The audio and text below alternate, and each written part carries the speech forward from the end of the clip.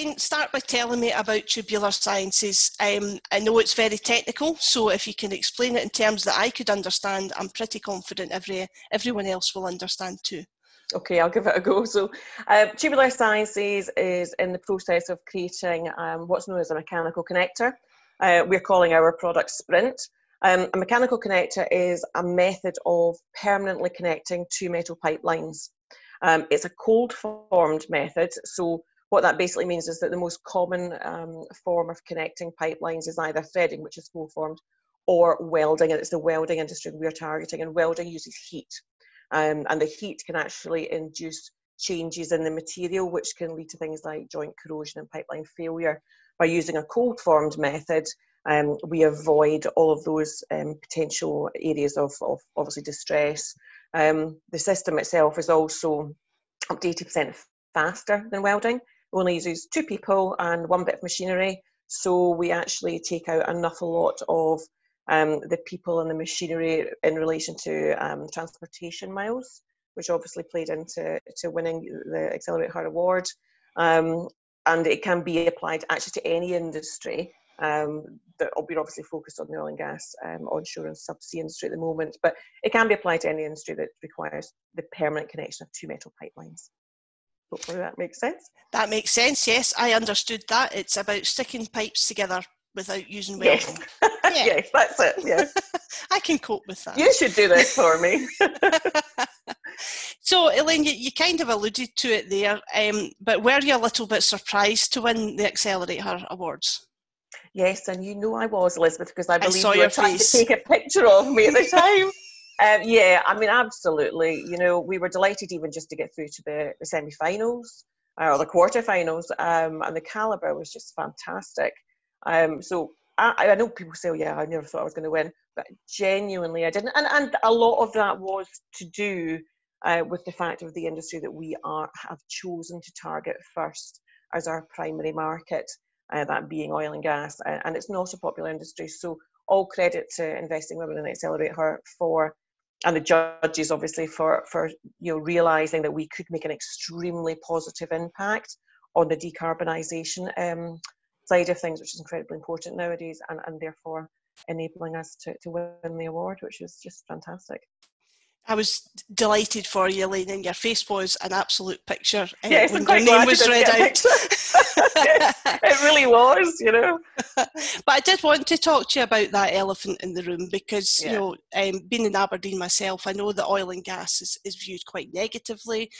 People are trying to move away to renewable energies and things like that. So when a business like yours comes along, that although you're doing good things in the industry to help reduce the carbon footprint and things like that, it's still viewed as part of that quite negative industry, fossil fuels and all these terms that they use. Why would an investor look at you just now? You know, tell us about that. You convinced our judges, so and I think absolutely fair comments there, and it's again one of the reasons that we didn't know if we would win such an award. The industry has taken on a lot of criticism for its environmental agenda, there's no doubt about that, and a lot of it is deserved, but it's an industry in transition. It's an enormous global industry. It is in transition, it is moving towards a net zero agenda, and there's a lot of companies like myself that have made the decision to stay in the industry to help it get to that net zero. We can take out well over 70% in terms of joint related carbon emissions, and obviously impacting on how many people are out there working on the pipelines, how many machines we have out there, but also even in relation to COVID at the moment, where companies are concerned with the volumes of people on site. That's become a big thing, as well as an environmental agenda. And our likes of our company ticks both boxes. But in terms of the industry itself, I've talked to quite a number of angels who are very positive towards the industry, because they said, this is an issue that is going to be around for quite a long time. I think if we all could agree, and I'm very, very interested in doing a lot of active work at the moment on renewables, but we could agree that if we could turn the fossil fuels off tomorrow and have no impact, and everybody would get the energy that they wanted globally, we would do it. But that is just simply isn't the case, and we are working towards an energy mix. So the industry is going to be here for a long time. It can be a challenging industry. It's not going through a great time just now, but it will bounce back. You know, we've been through these types of downturns many times before. It's a huge amount of opportunity in the industry.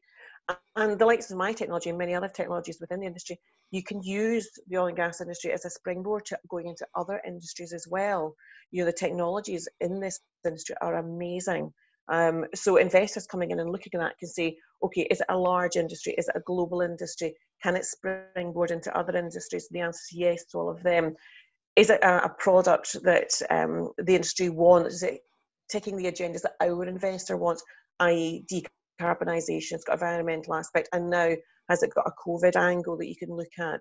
You know, and obviously we didn't set out to have that angle, but that is something there. Is it a safer application?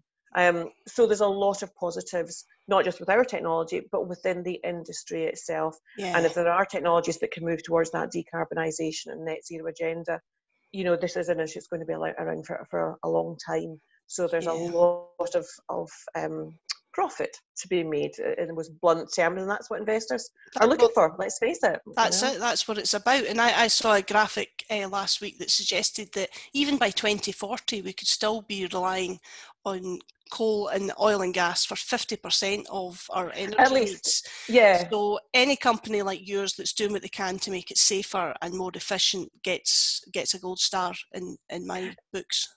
Absolutely, and I think one of the lines that I used in our pitch in the awards was that 97% of everything you use on a daily basis comes from an oil and gas derivative.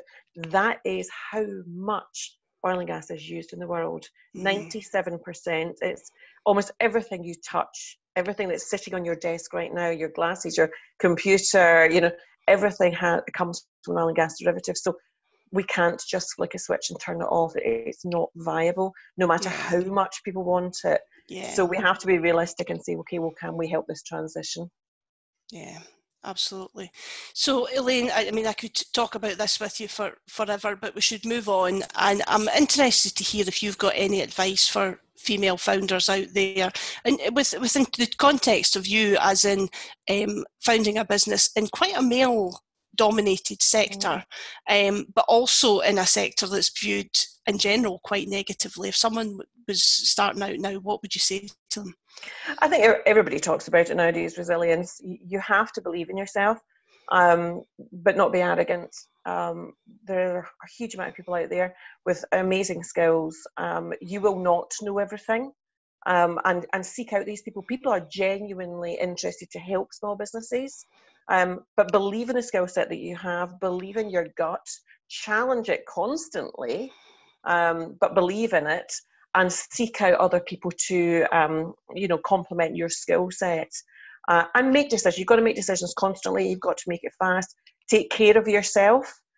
Give yourself a break. Forgive yourself for the mistakes you're going to make. You are going to make a lot of mistakes, probably every day.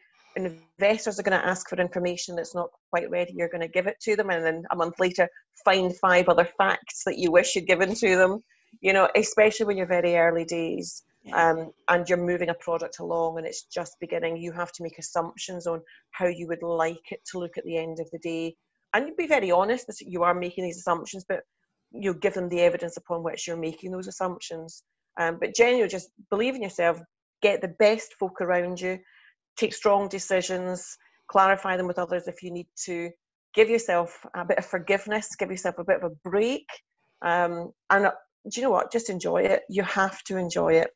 The day you start, or the day you stop, I should say, enjoying it is the day you need to move on. But also recognise when you need somebody else to step in.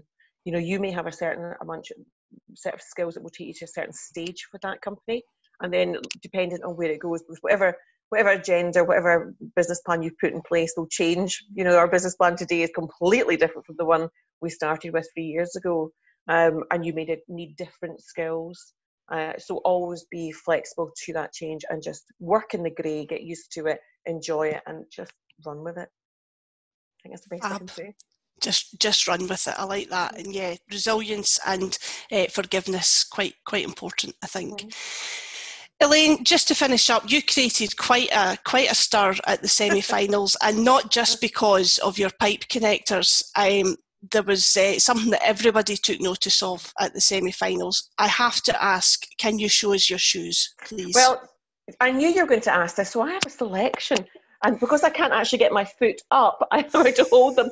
So we have this lovely, lovely one here, which is just fabulous. And if you're not interested in that one, we have this lovely one as well. Or if you don't want that one, and I'll make this the last, we can have this lovely one. Oh, I love that one. Yes. So if it all goes wrong, I will be selling shoes quite soon. That is my backup plan. Well, Elaine, I'm quite sure you would make a success of whatever you turned your hands to. Thank you very much for your time today. It's been an absolute pleasure talking to you. Tune in again soon for another one of our AccelerateHER interviews. All it remains is for me to say thank you to our partners in AccelerateHER. That's CGI UK, Barclays Eagle Labs and Scotland Can Do. Thanks for watching.